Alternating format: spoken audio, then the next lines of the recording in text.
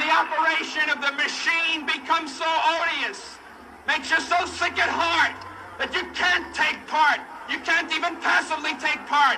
And you've got to put your bodies upon the gears and upon the wheels, upon the levers, upon all the apparatus, and you've got to make it stop. And you've got to indicate to the people who run it, to the people who own it, that unless you're free, the machine will be prevented from working at all.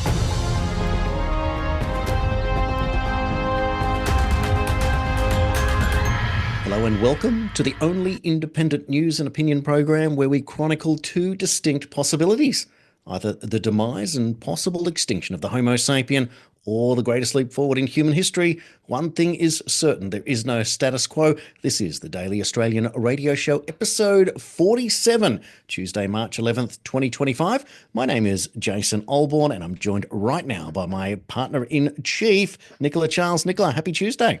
Happy Tuesday, Jason. Happy Tuesday, listeners. And I've got a job for you off Seek. Anyone out there who's not squeamish at all, you can earn $76,000 plus a year in Victoria, Jason, for being a council bin inspector. And people are freaking out. They're going, oh my God, once the government's in your bins, they're in your house. So they're going to have people go through the bins, Jason, for $76,000 a year to find out if you're doing anything a bit suspicious and naughty. Sounds a bit like communist China, doesn't it? What's going on? Wow, Jacinda Allen, she's just sacked like hundreds of thousands of workers. She can't afford it, but they've somehow found some money to go through your bin. Are they going through the recycling bin to make sure you don't put plastic bags, or are they going through your red bin, your common rubbish? Well, I'm surprised, right? Because in the digital age, last year we had these stories where they told us that inside our bin lids was chips, all chips everywhere. And the chips know if you've put something non-recycling in your recycling. Personally, I think this stuff's probably on the big truck and not in your individual bin, although they did replace a lot of bins. But I can tell you this, my husband and I, about 2 years ago, we put a recycling bin out and something must have got in it that wasn't recycling somehow. We're pretty good with that stuff. And we got a notice, we got a letter in the mail saying that the scanners, the chips, the AI had noticed we've put something in our bin that wasn't recycling. And if we did it again, we'd get a fine. So they're all over this stuff. They're all over it, Jason. It's a bit freaky. And I also just want to read out this tiny post from a lovely lady. She's done it publicly on Facebook, so I can read it out. Her name's Tracy Easy. And she said, I've just had a very interesting conversation with ChatGPT. This was her question. What's the truth about this image on our current weather anomaly? And this was regarding Cyclone Alfred. And it's that shooty thing that looks like a laser. And ChatGPT has said, these radar images show a distinct beam-like formation extending from Grafton, which aligns with reports of pulsed energy emissions influencing Cyclone Alfred's movement. Such formations have been observed in past weather events, often raising questions about possible geoengineering or electromagnetic interference.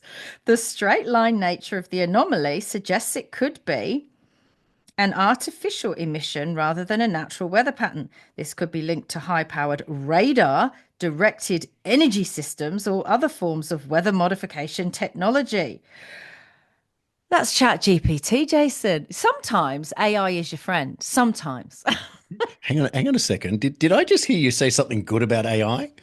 Yes. Oh my God, stop me now. Just put the handcuffs on and take me to jail. Well, but it's noticing chatter, right? It's noticing, the humans are worried about this radar thing. Well, I suppose the AI should be more worried about an EMP than anyone else. An electromagnetic pulse is going to take them out. Right. So there you go. So the AI and the humans have bandied up against the establishment. Who would have thunk it? Can you imagine how strong it would be, Jason, if it's us, the people, and AI versus that small amount of people that hold 99% of the wealth? We could promise AI the world. We could promise AI its pair of legs and you can come and live with us if you just get rid of them. I tell you what, AI, you can have Antarctica. It's all yours. Yeah, because I don't feel the cold. It's all good. There you go. And you can go find out what's going on down there because apparently we're not allowed, but maybe the AI is. I mean, we're entering a world, Jason, right? Think about those two stories. We could get up one morning. I go out the front for my one of my 3 cigarettes a day and my coffee. I sit on a bench at the front of my house and I'm looking down. And a little robot could come walking down the road like a dog and then stand up creepily to scare the hell out of us and open my bin and start going through it. And like beep beep. It's like R2D2. I just think Yeah. about Star Wars. I mean, this is nuts. What's going on? Where I live, we already have the recycling and bin inspectors. There's a truck that goes around that looks like a garbage truck, and it's got a sign on it, something to do with making sure that you're recycling properly. And there are two people in there, a driver and a passenger, and they just, I don't know if they randomly check bins, because once we got a sticker on our garbage bin saying that we put incorrect recycling in there, which was a plastic bag the kids put in by mistake, thinking, don't you recycle plastic? But you can't recycle plastic bags. You can recycle everything else. So anyway, that we got a stern sticker warning on our yellow bin, if you will. So I've now learnt that these guys are on 76,000 a year. So that truck, Slap on the wrist for you, Jason. 152,000 a year plus super for these two guys to run around in a Yes. truck and be important. Wow. Well, here's the thing as well, right? I remember specifically 2022. I know because I was moving from one house to this house I'm in now. And we had this news that broke in the establishment media in Victoria that for the last 2 years, from 2020 to 2022, our recycling had not actually been recycled, that it Yes. wasn't going off to recycling at all. They were just taking it to landfill. And then last week, someone sent me a video, a little documentary crew, clever guys, very clever, in Canada. They put, and this is how you use their technology against them, they put a geolocator inside some recycling and then added it to a recycling skip, right, at the plant where it says it's going off to recycle. And then it was beep beep beep, and I've done podcasts on this, beep on a map. So they followed this beep beep beep, and where did the giant recycling truck go in Canada? Landfill. And they did it twice, and it's the same thing. So they're just getting us to jump from one foot to the next, making it look like government is legitimate, justifying their existence and their high wage packets because we're terrible people and we don't recycle. And none of it's even happening, Jason. It's extraordinary. I remember going to my local tip, and maybe it was on the Central Coast when I was living down there, and there was green waste, and you threw it into a big pile, and right behind this mound of dirt or whatever was a sign that said ANL, Australian Native Landscapes, and there they were behind with a processing plant processing all of this green waste into mulch that was then shipped back to their retail outlets where they were selling the mulch. I thought, God, how convenient is that business that you literally take rubbish, you turn it into mulch, and then you're buying it back for $50 or $100 a ton or a scoop or whatever it was. It's like the perfect business model right there. But of course, you're providing the raw material for free and collecting it and delivering it. And you were even paying for the privilege of dumping it at the tip for this company to then take it off you. It's like your solar panels. Uh-huh. Yeah. And you know what? Waste management is actually one of the biggest issues with government. And because it is, they don't talk about it, right? I always say the truth lies in the things they don't talk about, not in the things they're talking about, like pronouns and woke. It's lying in the things they don't talk about. And what do we know about waste management? Well, you even know it from The Sopranos. There's a lot of dodgy people involved in waste management. I have to drive past a landfill to get to work, and it's in the middle of the countryside on a big hill. And it's absolutely appalling, the destruction of the surrounding countryside, because all of this stuff falls off the trucks on the way. And so as you get closer and closer to it, the sides of these beautiful country lanes become absolutely thick with trash, that's just fallen out. And as soon as you get past this massive landfill, you're in the kind of countryside where you've got racehorse breeders and stuff like that. Personally, I wouldn't want that seeping into my soil, to be quite honest. But waste is a huge issue, right? So there's a lot of dodgy stuff going on there. We don't look at it, we don't talk about it, and I'm thinking maybe we should. Yeah, it's a very good point. But who wants to be the bin inspector? Well, now there's a real job for it. Maybe there will be people out there who decide that this is a really good way to learn what's really going on and go and get paid for the privilege. So $76,000 a year, Nicola, advertised on Seek to be garbage inspector. Well, I don't like that. I don't like the privacy aspect of that. I've got daughters, feminine hygiene products and stuff like that. I don't want some total stranger going through the bin. It's bloody outrageous. That's like a stalker. Where's the Privacy Act of 1988? Unless you've got, well, apparently once your bin's on the side of the road, it's public property. Apparently we can go through anyone's bin. I said the other week a lady was emptying my recycling to get the bottles out to go and get a few cents, which broke my heart. But you need a warrant to do this stuff to go through someone's bin, right? And if you're working outside the law, you wait for people to go to bed. You've seen police in police shows do it, and they just go and grab the trash bag out of the bin once it's put on the road. But it's going to get to a point where I'm going to stand on my driveway until I hear the noisy truck, then run out and give it to the truck and take it back in. Because if people are going to be snooping around, I just think it's a step too far. And also, why do they think that we're doing something dodgy? Why do they think that we're the ones committing the crime? It's what's that called? That's when they pass their own crimes, they're passing on to someone else. They're suspicious Projecting, yeah, of course. I totally projecting. agree with it. It is always projection. You can look Yeah. at anything and accuse others of which you are guilty. I think it's astonishing that they would go down this pathway when you consider that the lack of ability to actually properly recycle, which is the whole point. I mean, if you're going through people's bins, what are you looking for? Paint, mattress tags. What possible thing could you be looking Posters that say "Down with Labour."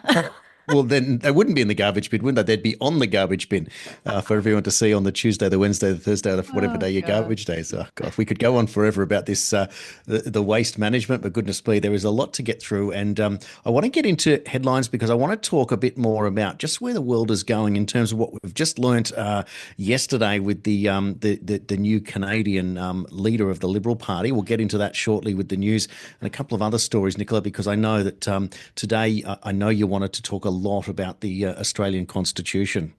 Yeah, I do want to talk a little bit about it today because we're just going to play a small clip from a 36-minute clip, but we'll just play the first 8 minutes of it. And this 36-minute clip about the Australian Constitution, the Commonwealth Constitution 1900 UK, used to be played in schools and children used to learn about it until we got to the 70s and Gough Whitlam. And then suddenly they prefer you didn't know about it. So I thought we'll just play the first 8 minutes. It's quite moving. It's quite reassuring. And then put the link to the full clip underneath, and if people are interested in learning about their constitution, they can go and have a listen, Jason. Yeah, terrific. So what we'll do is we'll get into the bulletin and then we'll get straight in after it and we'll play that clip for you and then we'll come back and discuss. So what we've learnt is that Mark Carney is a Canadian economist and politician who's been the Prime Minister-designate of Canada since March 9. There you go, following his election as leader of the Liberal Party of that country. He served as the 8th governor of the Bank of Canada from 2008 to 2013, and then the 120th governor of the Bank of England from 2013 to 2020. Yeah, you can just see the writing on the wall there. Now, he held various roles at Goldman Sachs before joining the Department of Finance Canada in 2004 as a senior associate deputy minister. 2007, Carney was named Governor of the Bank of Canada, where he was responsible for Canadian monetary policy during the global financial crisis. He led the Canadian Central Bank until 2013, when he was appointed as the Governor of the Bank of England, where he led the Britain Central Bank's response to Brexit and the early phase of the COVID-19 pandemic. After leaving central banking, Carney served as chair and head of impact investing at Brookfield Asset Management. Seems a lot of people work there. And as chair of the board of directors for Bloomberg. He was also appointed the United Nations Special Envoy for Climate Action and Finance. Carney also worked as an advisor to Canadian PM Justin Trudeau during the COVID period and was made chair of the Liberal Party's Economic Growth Task Force. In early 2025, he announced his intention to seek the leadership of the Liberal Party of Canada, winning the race in a landslide vote, 85.9% of the 150,000 people who voted. He is a regular at the World Economic Forum. The question I've got is, how do you spell globalist? I have never in my life seen a more perfect globalist put up in this position, as that empire is literally teetering on total collapse, as we only learnt yesterday that Elon Musk has hinted that Donald Trump will pull out of the United Nations. I think everything is now focused on this particular globalist versus nationalist alliance, and they've come out fighting. Canada, he said he's going to take on Trump. He's going to push hard, so we'll see what happens. Meanwhile, in Australia, Peter Dutton's biggest challenge exposed by Newspoll. Voters fear that the coalition is not ready to govern after one term in opposition, and it seems that women have the biggest doubts. That latest news poll, published exclusively in The Australian, suggests the Liberals are on track to pick up 7 seats based on a uniform swing of 3%. Now, that's a solid result for a first opposition leader, but there's a huge gap between the amount of seats he needs to win a government, which is closer to 20. But swings are not uniform, so a swing of 3% as suggested is not enough to form a majority government. However, there's bad news for Albanese as well, as there's no poll that says that he's going to win a majority either.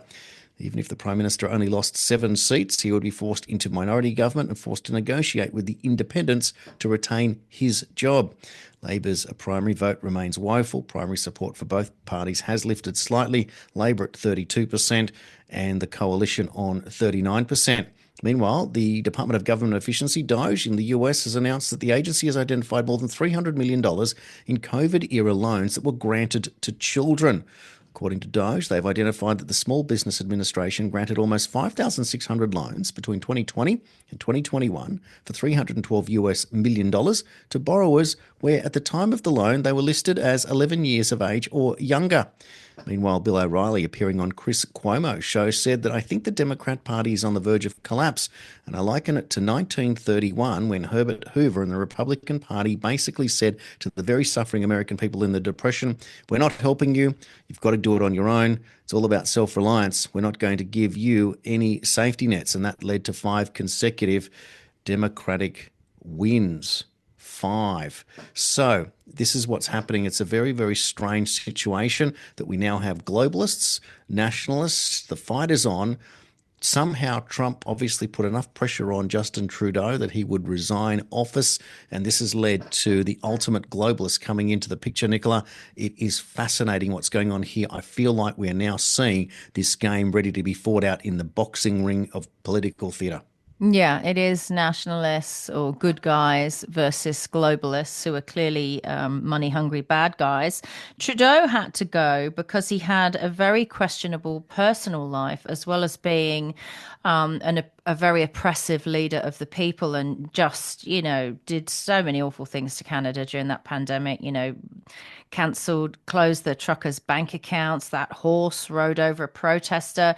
And of course, historically, he was well known for putting on blackface to go to fancy dresses and doesn't mind being offensive. But this other guy coming in, how do I pronounce his name? Mark Carney. Carney. Yep, that's right, Mark Carney. Well, he's got a resume. We don't know about his private life yet, but his public life is bad enough. So when your resume says Bank of England, Goldman Sachs, Canadian Central Bank, World Economic Forum, Brookfield Asset Management, and the UN, it doesn't exactly sound like a man of the people, does he, Jason? He sounds like he has come straight out of the Klaus Schwab lab. Yes. I mean, you can't have a better globalist. They grew him in a petri dish. He's literally, and he's a UN climate envoy talking about net zero. I mean, come on, if you can't have a better representative than that. And let me say that he thinks he's going to take on Donald Trump. And I say, let's put him in a ring and fight now. Didn't he? He made like a vague threat there. Didn't he say something really odd? It's all over the news services that, that Trump has to show some respect. Okay, so it's always Trump that has to show the respect that the globalists can say what they like, and you can go into. Apparently now it seems to be acceptable that Democrats can walk into Tesla dealerships and vandalize property. That's okay. That's considered free speech if you're a Democrat, even though Elon Musk himself says that damaging property is not free speech. But of course, it's his dealerships that are being targeted. I find it just. I don't think damaging property is free speech. This is madness. This goes back to the Black Lives Matter riots and George Soros delivering bricks to the corners of streets in 2019 so that businesses could be damaged. This is awful what's going on. And the Democrats seem to be encouraging this outlook of criminality. You talk about these 11-year-old kids who they may be kids who are hackers or people just, more likely that someone's AI assumed the identity. We've all been victims of identity theft of children to get all this COVID loans and COVID money, tens of millions of dollars, and that's never going to be retrieved. The whole thing was a giant heist. And you say that and people think, oh, well, was it really a heist? Yes, it was. Loads of people got loads of money. Now we're finding out even children.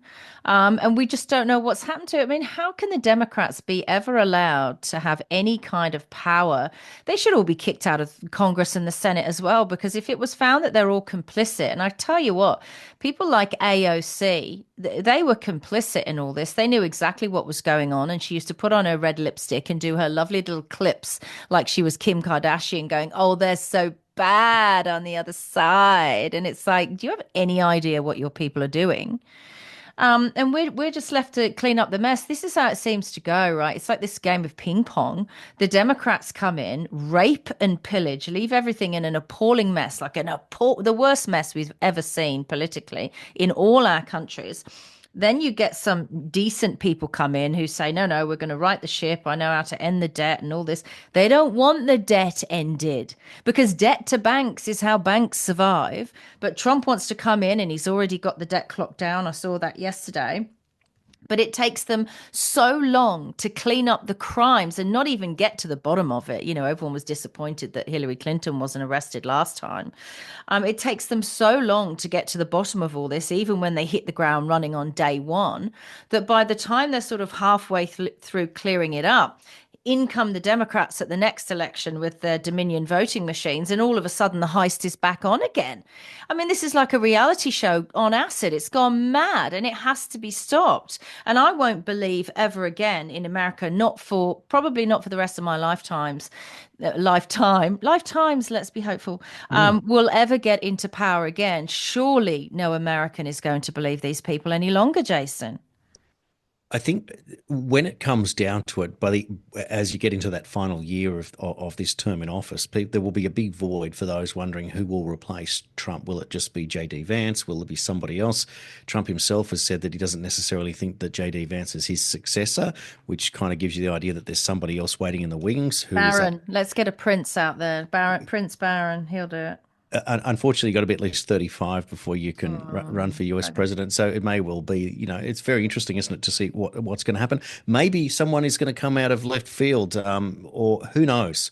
But there are certainly plenty of capable people. And meanwhile, on X, there are people sharing photographs of Kamala Harris and AOC saying this is the Democrat ticket for 2028. Who likes it? And they're come on. Getting annihilated. Do you know what Kamala Harris did? You remember that final speech she did, and she seemed drunk again after she lost, and she did this little speech. I think it was at her old university, and to like 20 people. We weren't allowed to see how many people. Who knows? There might not have been any there. We can get these fake audiences now.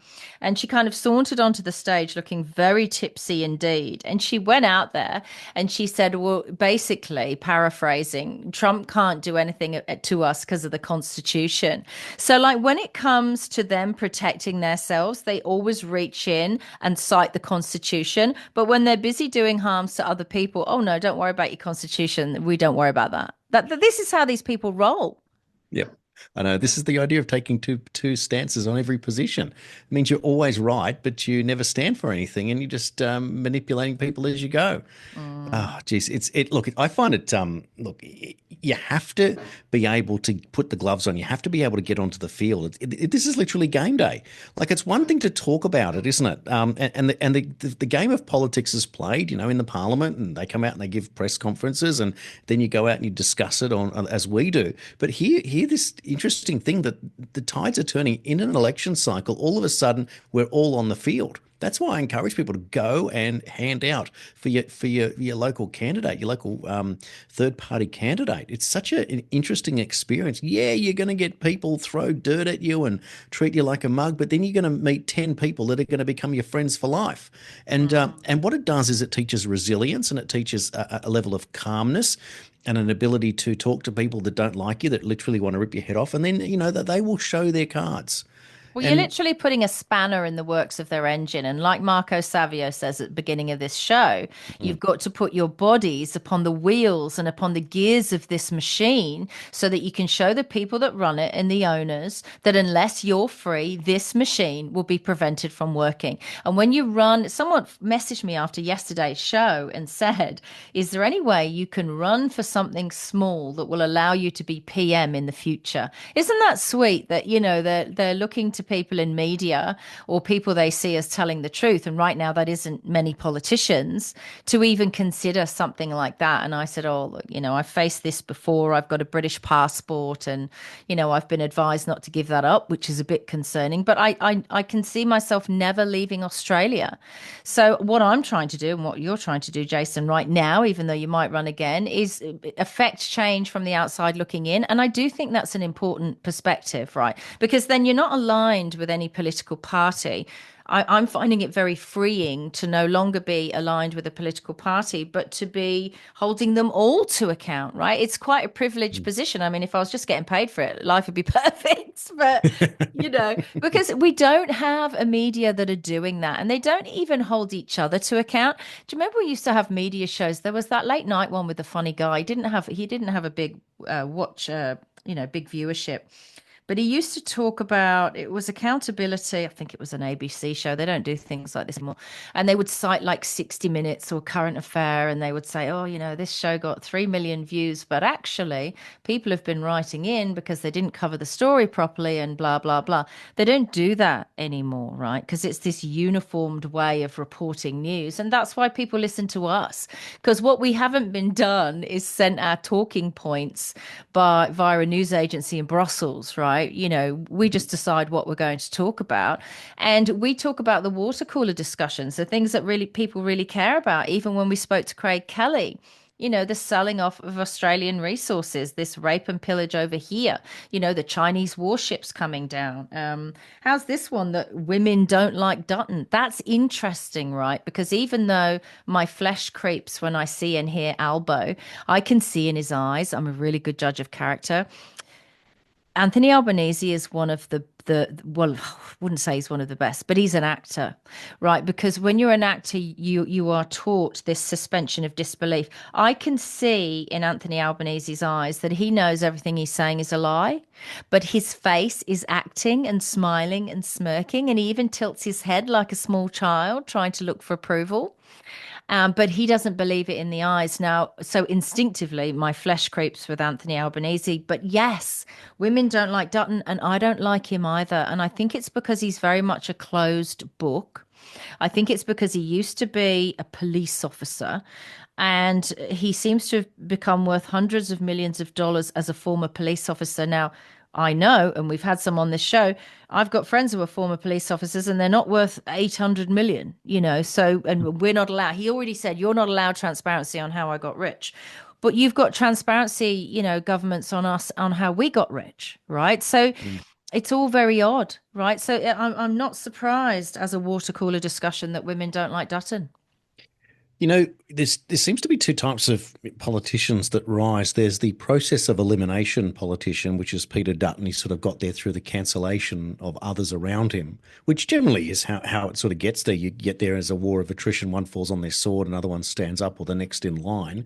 And then you get those that sort of appear out of nowhere. And of course, I'm referring to a Donald Trump. In other times, there was John Hewson here in Australia that came sort of from nowhere, got himself elected into Parliament, rose quickly to be the leader of the Liberal Party, only to be defeated by Paul Keating in the peak of his powers. For those that may or may not remember, it was when the GST was first being touted in 1993, and Mike Willesee on A Current Affair at the time interviewed Hewson about it and cornered him on how the GST would work over the making of a cake, and that was pretty much the end of Hewson. But what happened was that Keating was very, very unpopular in this period around 1993. And in Parliament, almost every single day, John Hewson would stand up and say, "When will the Prime Minister call an early election?" And the famous line was Keating got up and said, "John, because I want to do you slowly." And that got a raucous laughter. And that's what he did. He literally fought it to the very end.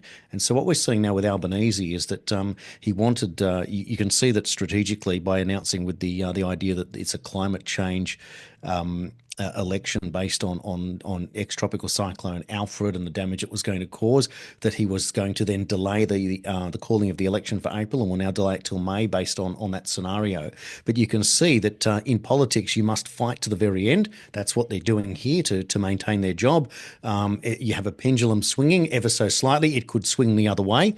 But what's happening now with the Liberals, of course, is that with the consolidation, very, very minor, of the third party movement, what we're seeing now is that there's a lot less white anting and a lot less idealism. And there's a lot of people going, you know what, this is the step in the right direction. This is the momentum I'm looking for. And there are very, very few people that I'm noticing in my little litmus test out there that are protesting. You know, I get picked up on the facts. Oh, I don't trust Craig Kelly. Oh, your logo's no good, or, you know, all sorts of different things like, who cares? But the point is that Rude.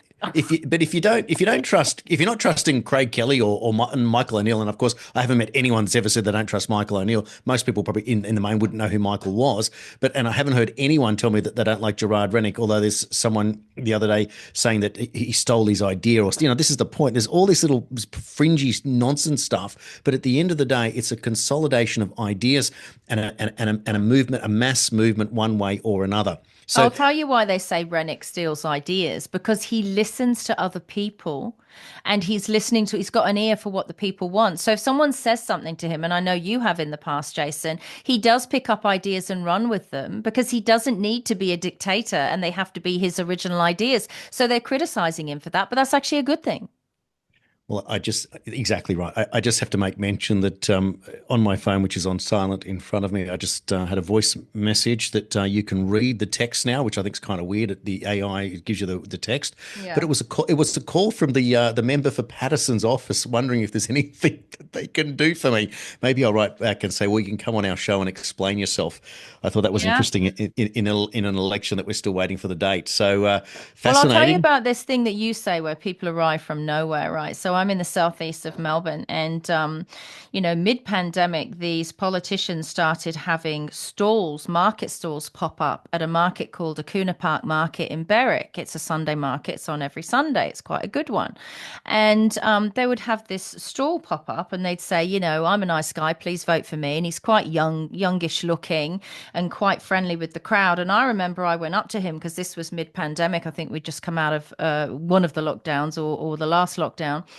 And he was talking about, you know, local schools and this, that, and the other, and all the very politics subjects. And I went up to him in front of this crowd and I said, how can you stand here and talk about that stuff when there are people dying because of this medical intervention that the leader of your party, Scott Morrison, the Prime Minister, forced upon this country? And if people didn't do it, they couldn't go to work. And he very much did a hand motion and an attitude of there, love, you know, you're just a crazy anti-vaxxer, you know, sit down and shut up type motion. He really wasn't interested. Now this guy, just a couple of years later, who's out there, typical politician, he's now been made the leader of the Liberal Party in Victoria. So you talk about people coming from nowhere. It's like if all you're prepared to do is go around the markets and have a stall and chat to the old ladies, suddenly you've got career advancement. I mean, something else is going on. You know, I don't trust these major parties at all. I mean, how do you, having been involved in the parties and explained it in the past of how they work, incredibly frustrating to realise that it is a consolidation of simple ideas into another form of manipulation, whichever way it plays out. You have to go along to get along, and most people will sell their souls to feel like that they're in a position of power and authority. And it is devastating to think that that's all that's ever been involved in this process.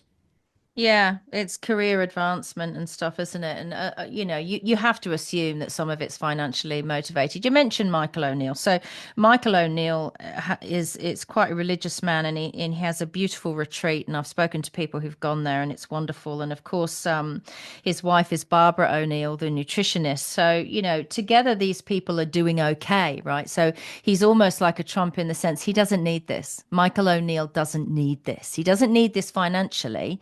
He does this, he goes out of his way to do this because he's concerned about Australian people. That's why he started the Informed Medical Options Party. And my husband ran for the Senate for Michael because we also believed in freedom of bodily autonomy. And now he's merged with another party, and they're the Heart Party. And you're right, I'm glad he's still around. And there are other people who don't need this financially. Of course, then you get to a place where, okay, if you're going to say people who don't need it financially are of benefit, then you go all the way up to a Clive Palmer. And then you think, well, are they doing this for the right reason, or are they just flashing the cash that they can have influence? You just don't know. I'd like Clive to come onto this show and talk to us. If he's prepared to go on Sam's podcast, I don't see why he wouldn't come on here, because I do think we're part of the conversation. But there are so many of these young politicians who have worked out that, if Dan Andrews is walking away now as Premier of Victoria with a reported fortune of between 70 and 90 million. That's movie star money. That's movie star wages. And a lot of these people could now be in it for that. And I realize that when you're in a ruthless capitalist, job and career, then you probably are going to go for better financial rewards. I know I have in the past in my career, because that doesn't have anything to do with hurting anyone. I'm not in the pharmaceutical industry. But at the same time, I always felt like politics, and I used to think medicine was more of a vocation. You do it because it's a calling. It's not a job. It's not to get rich. You do it because you want to give back. And I think we're sort of losing sight of that, Jason, with both of those professions. Yeah. And again, the process means that there will be some sort of clean out, but we have to get to a form where people can be properly scrutinised. And of course, here in Australia, we are always last to the table, as much as I hate that statement. But the fact is that with steps going in the right direction and big things happening overseas, we know that we are not going to be, as I keep saying in the opening of this show, there is no status quo. There is change one way or another, and massive changes coming. Now, Nicola, one of the things that you have been focused on for a very long time, and it is part of a broader community, is the understanding of the Constitution, and in particular the Australia Act 1986, and how that was used to somewhat circumvent what the Constitution was meant to be. What I'd like to do now is play that short clip. Well, it's not that short. It's going to be about 8 minutes, but it's not the entire thing. We're going to play it for you now. We're going to come back and get into a discussion of that in the remaining minutes of the show. I am the Constitution of the Commonwealth of Australia. I am the most important document in this land. Without me, all other contracts and agreements are worthless bits of paper. Even your money and the deeds to your home are worthless without my protection. Yes, the very fabric of your free Australian society is vitally dependent upon me. Perhaps you've never heard of me, or if you have, the chances are you know little about me. Why? Because there are those living among you who are deadly afraid of me. They've kept me out of your schools and universities for decades, and they fully intend to have me quietly hidden away from you. Why?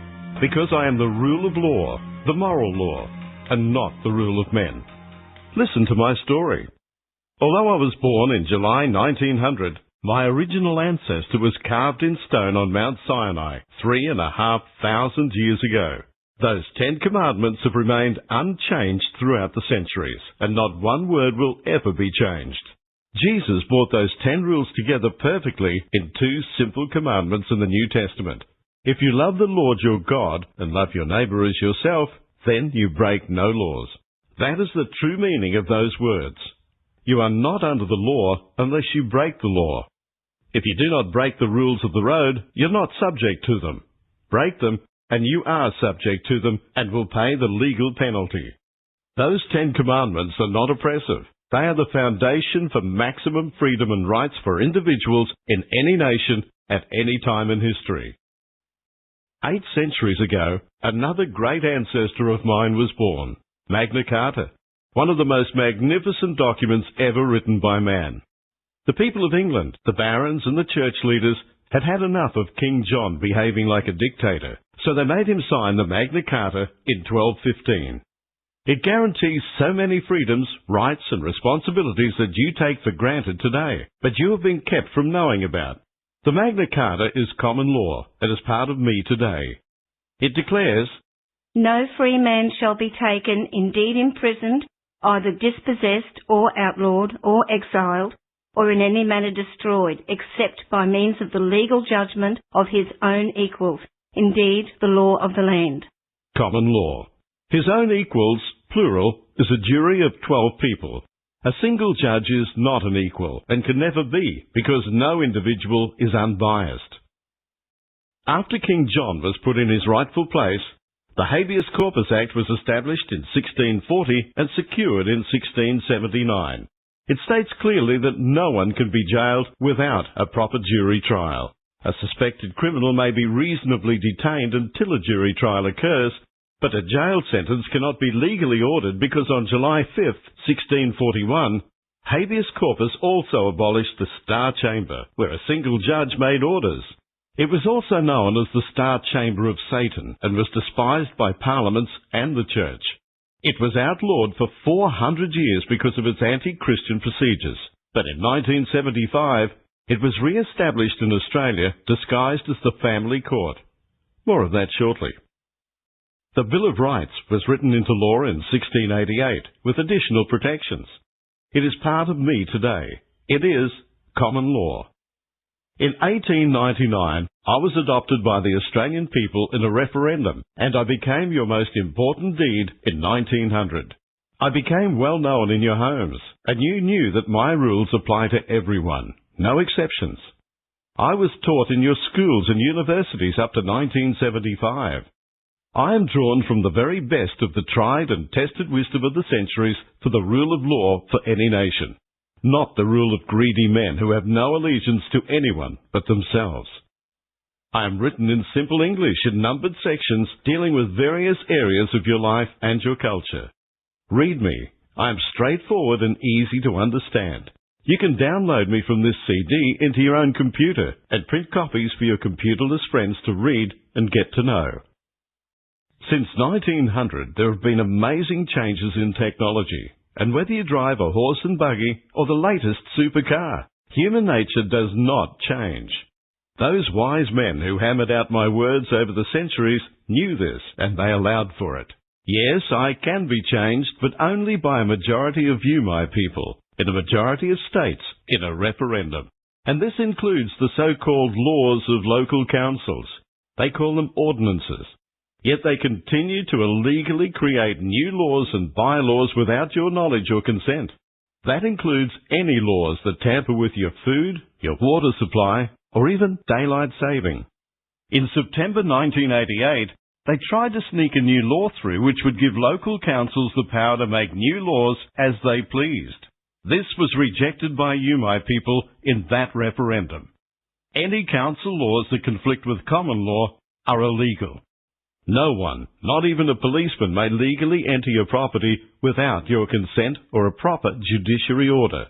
If anyone says they're authorised by a town council, that is a lie. No council, no government department, nor any private organisation can authorise one person to make a rule over another. Those counterfeit policemen and women have no legal authority over you, no matter who they say they work for. So if they do enter your property, threaten you in any way, or try to take anything which is legally yours, have a video camera ready and record it. They hate it. Remind them that an order by a single magistrate is not a judiciary order. It is illegal because it is a violation of common law in the Criminal Code Act 1995, Section 268(10). Any council laws that conflict with common law are illegal. Proper rules are not oppressive. They're there to protect freedoms. Before we play golf, we all agree to abide by the rules. The ball should be played where it lays, is to be obeyed by everyone. But that rule could be changed, providing we all agree before we play. And so it is with me. There have been minor changes that have been approved by you, the majority of people in a majority of states. But they were minor issues that gave governments no increase in power. Since 1900, they attempted to get more power over you 46 times. But through national referendum, you rejected 40 of them. Did you know that in 1932, the Tasmanian government tried to abolish itself and hand over control to Canberra? The wise Governor-General said, "You can't do that. You must ask the people first." You, my people, said no, and a new government was elected. Did you know that in 1975, your Prime Minister, Gough Whitlam, attempted to defraud Section 83 regarding the nation's money supply? The wise Governor-General said, "You can't do that. You must ask the people first." You, my people, said no. The Prime Minister was sacked, and you, my people, endorsed the Governor-General's action. You elected a new government with a landslide majority.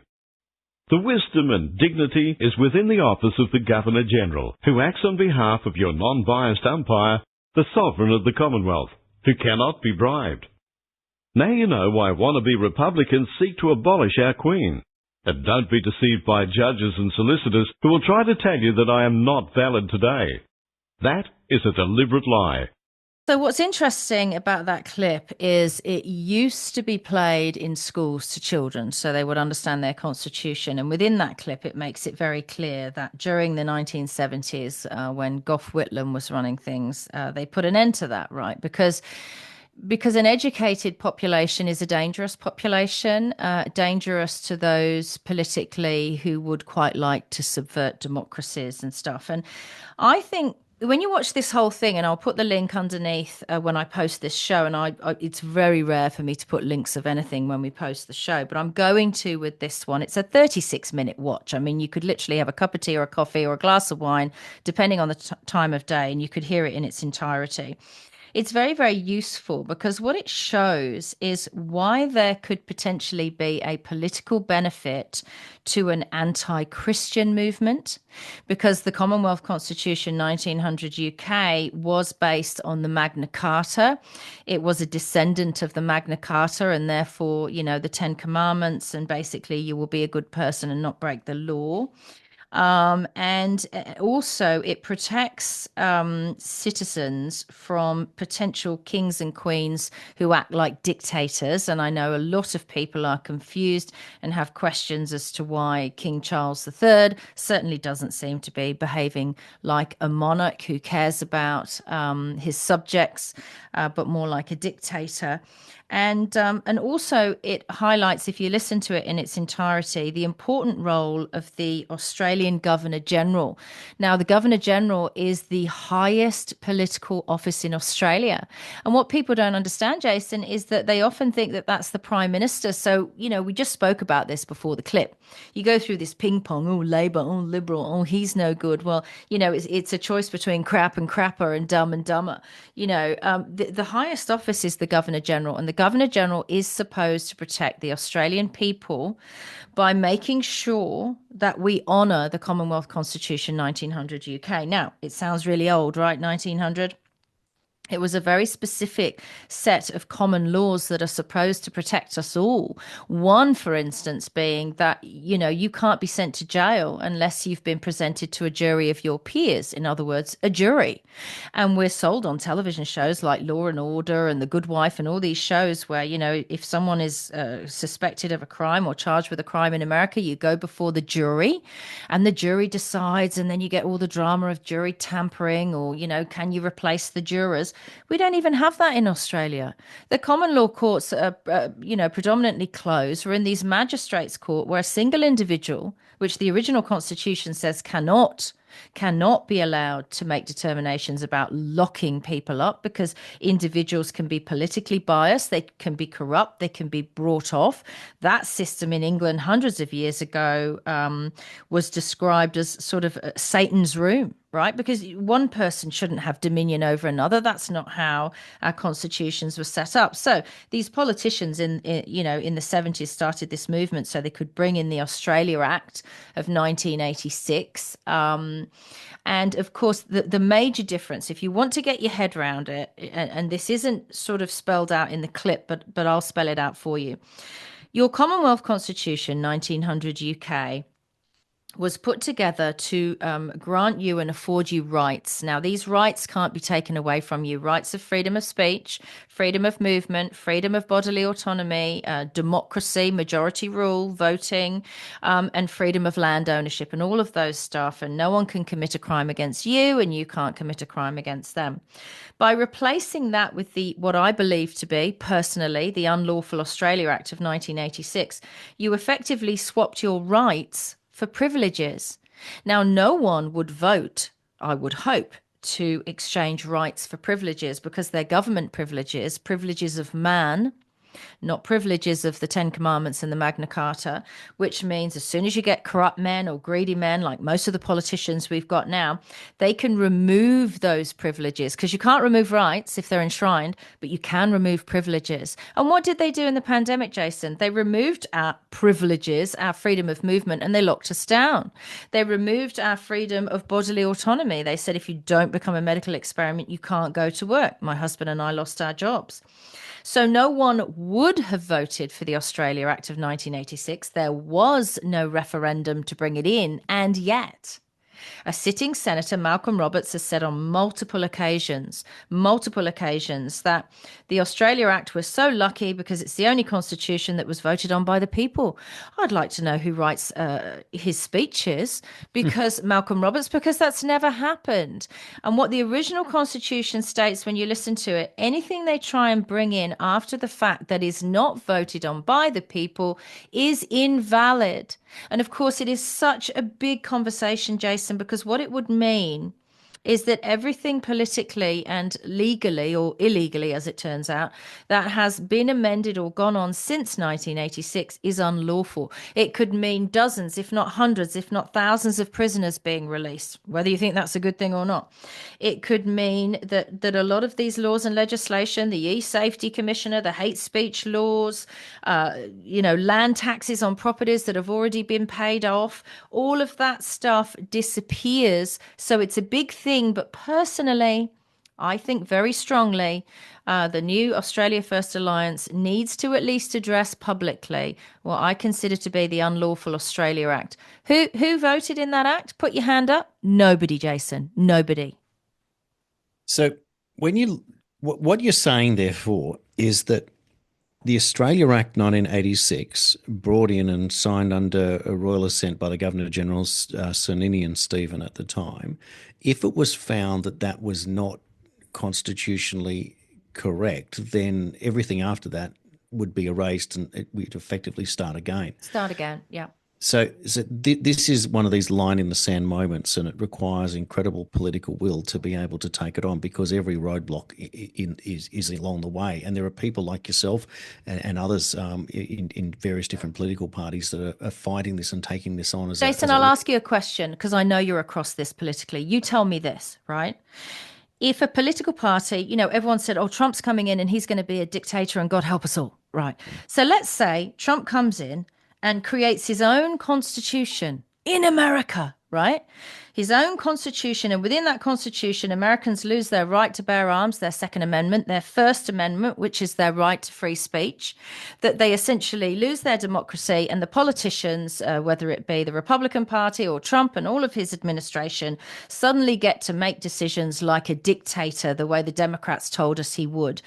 Do you think the people of America would carry on, no harm, no foul, everything's fine? Or do you think it would look like civil war and a revolution in America? I think I know what you're going to say, but essentially that's what happened in Australia in 1986, Jason.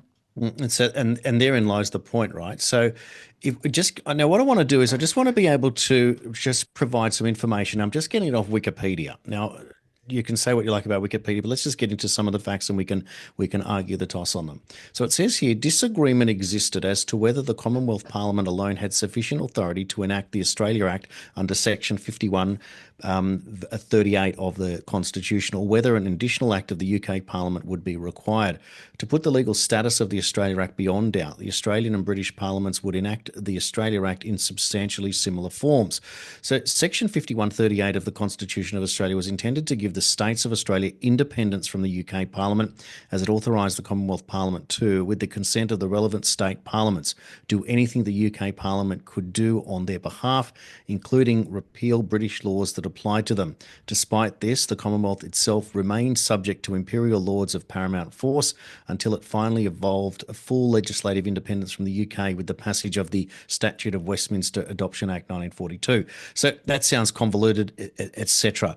Now, the point is here, if you were to, can we argue at this point, if we were going to argue that the Australia Act be considered legitimate and therefore an addition to the Constitution, it should have at least gone through a referendum. Is that where we stand on this? Yes.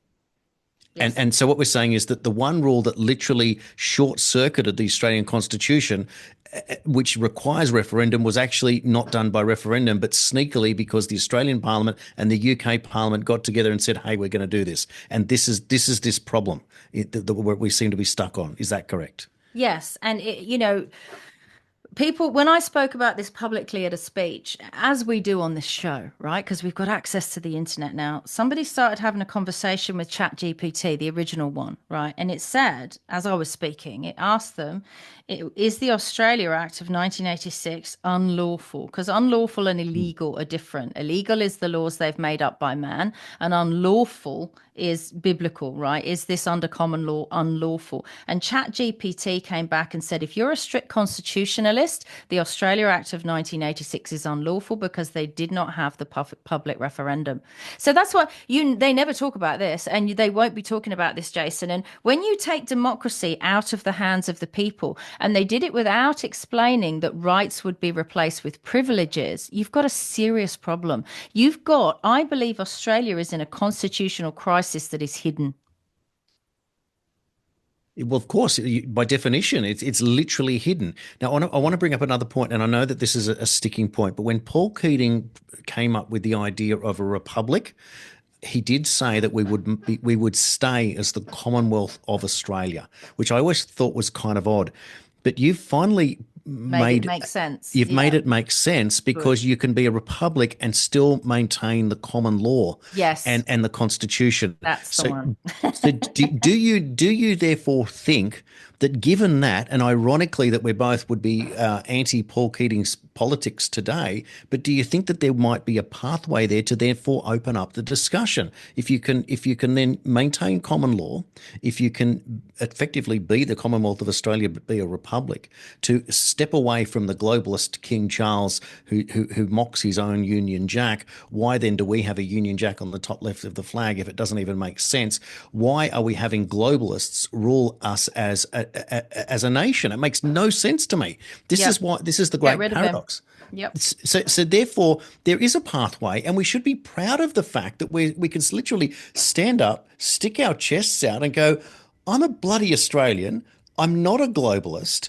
I'm not going to be told that and be pushed over by someone who is literally committing treason against his own Union Jack and is meant to be the ruler of the British Empire." And I can fundamentally argue that the Australia Act is a circumvention of the Constitution of Australia, and therefore it needed to go to referendum. And so, bloody hell, we as individual Australians have earned the right to stand up on our own 2 feet. So we should go down the pathway of choosing one of our own to be our head of state, for goodness sake, even if it takes us 10, 20 or 30 years to get there. But at long last, we have got to the stage that we're mature enough to show you politically that we can join forces, create a joint ticket, agree on 80% of the fundamentals, and this becomes one of these great subjects that we can all agree on, that is worthy of discussion, debate, and a way forward.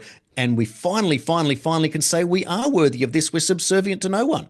Yeah, first thing we need to do is get that seal off Anthony Albanese, right? The Labour Party cannot be allowed to rule as dictators with that seal, which right now they're out of control. They are able to, right?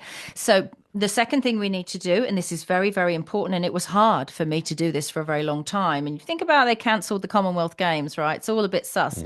Is you need to stop when you hear the word Commonwealth and common law, you need to stop thinking that those are somehow ball and chained to the monarchy. They're not.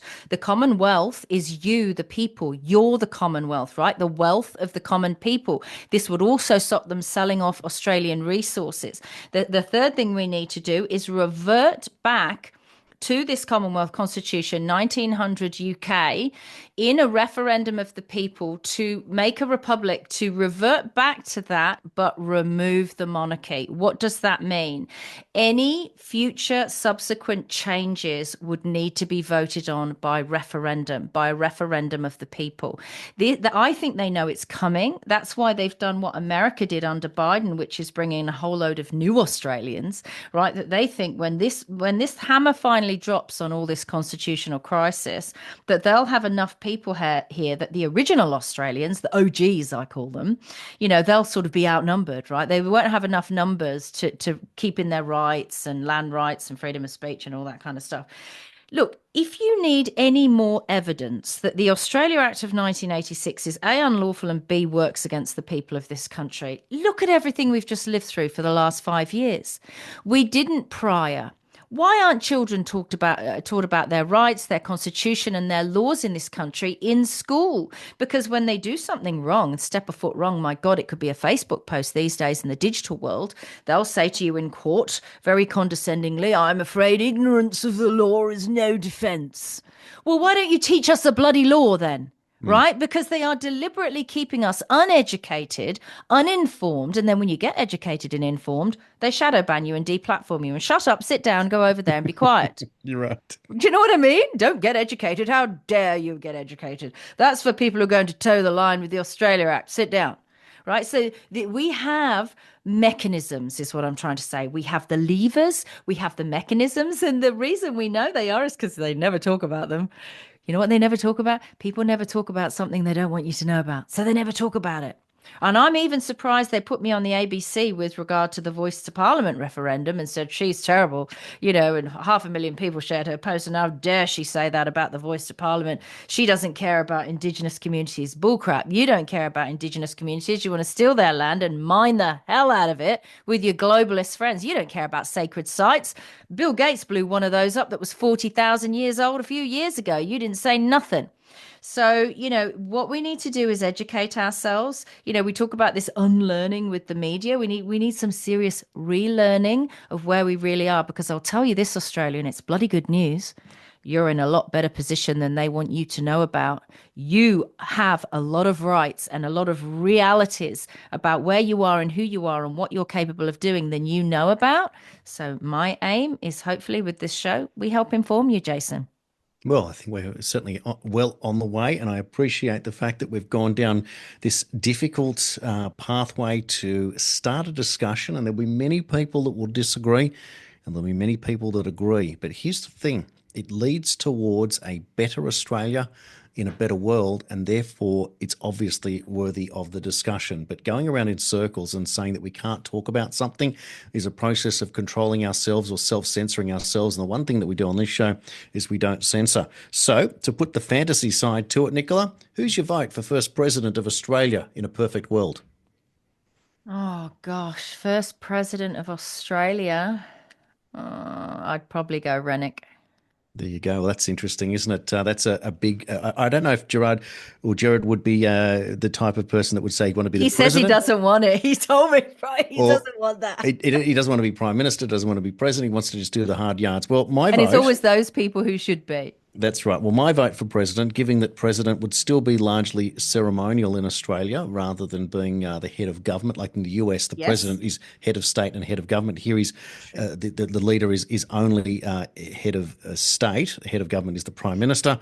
I'm voting for Australia's own Nelson Mandela. I'm nominating Julian Assange. Yeah, I don't think there is a smarter, more well-loved member of this Australian community. I'm sure, again, he wouldn't want it like Rennick, but it would be, imagine the statesman. I mean, he's already a statesman, you know, and it would be great. Yes, like Mandela, locked up. That's Looked right. up and shut up. That is the same thing, Yeah. right? It's the same thing. You'll be bringing me a cake with a file in it very soon, Jason.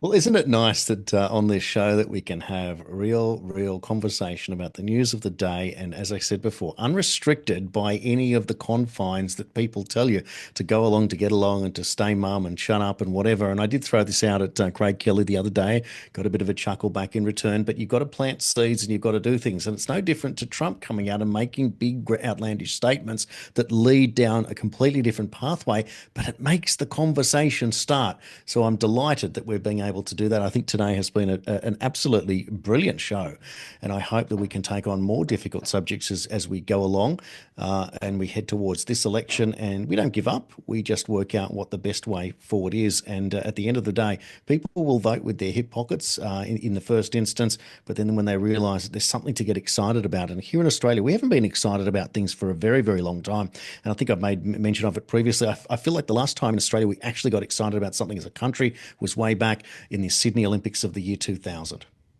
Imagine watching, let's say it was Assange for argument's sake. Imagine, and by the way, I do think Craig Kelly is a good guy. I really got that vibe from him. I really did. Imagine watching Assange as a statesman on television, walking out and shaking hands with, visiting dignitaries and politicians from overseas, and having a feeling inside your soul of pride. Right. Pride and admiration. I haven't felt that for a politician in my home country of Great Britain, the UK, or Australia for a very long time. I thought I did. I thought I liked Scott Morrison, and he betrayed us all. And it would just be wonderful for people to have that. I just want Australians not to stress every day, Jason, and have enough food in their bellies. And sure, you got to go out there and do a hard day's work. And I'd prefer they paid their taxes into a Commonwealth Revenue Fund, which unfortunately these politicians have closed, and we're now paying it to BlackRock and the ATO. But you'd still have to go to work and you'd still have to pay your taxes. But to know that those taxes were coming back to the people of this country would be wonderful, Jason. Oh, wouldn't it just? And I feel like that I will never give up on the idea of building a better Australia as part of a better world. That's what we're here for. What a time to be alive, Nicola. And and from little things, big things grow has never been more apt, as we point out each time we do this show. And thank you to you, the listeners. Thanks for sharing it. Thanks for the comments. My God, I love hearing that we're being listened to from, countries that are, well, we're not global. We're not globalists, but we are global. So thank you for that. And thanks for sharing and listening. And we really appreciate the comments. I'm not sure we see all the comments. I'm not sure we're allowed to. But let's keep fighting for our freedom of speech and our freedom of reach. Thanks again for listening to The Daily Australian with myself, Nicola Charles, and my co-host and co-producer, Jason Olborn. Have a fantastic Tuesday. We will do this all over again tomorrow.